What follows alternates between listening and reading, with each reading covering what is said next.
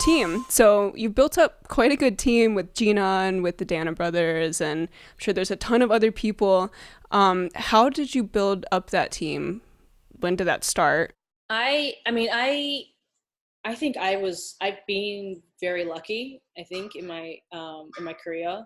Um, and so I got introduced to Jeff Danna from this professor at Berkeley, and he happens to be one of their mixing engineers. So Jeff was like, "Hey, I'm looking for an assistant. I need someone, you know." So then I got connected with John Wynot, who's our mixing engineer, and he's great. And that's how I got introduced. And so because I work with Jeff a lot, there's a lot of projects where it's Jeff and Michael Danna.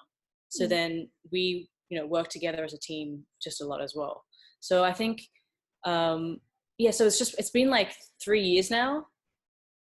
So yeah, but I mean, I think even within the first year, it was just like, okay, like this is a family, like everyone's, this is a family, obviously the two brothers. And so the whole sort of work dynamic is kind of more like it's very small. We're not like a big team. We're very small, intimate. And we do everything just within sort of our like little family.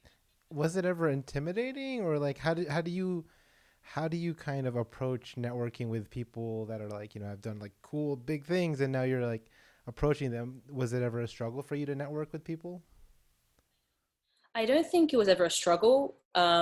Obviously it was intimidating, Yeah. first meeting Jeff. And then I still remember the first time I met Michael. I was like, oh my God, this is Michael. But I think at the end of the day, I mean, everyone's a normal person, Yeah. so there's I would always have that respect for them. But and I will always look up to them. At the same time, I see them as great friends too, that I can have a conversation with. So yeah, I mean, I think when it comes to, I think the main thing is to, I mean, this sounds really cliche and cheesy, but just to be yourself. um, be confident. You're obviously there for a reason. It's there's nothing for you to prove either. As long as you're working hard, you just be yourself. And Mhm. yeah. I know before you met them, there were some other people that you worked with, and that this industry is known to be emotionally taxing. Um, how do you stay positive and just keep that mental attitude to keep going? um, I think even when you experience, I think the main thing is always to see yourself as, okay, even though that wasn't the best experience, but I learned a lot. I know what not to do in the future.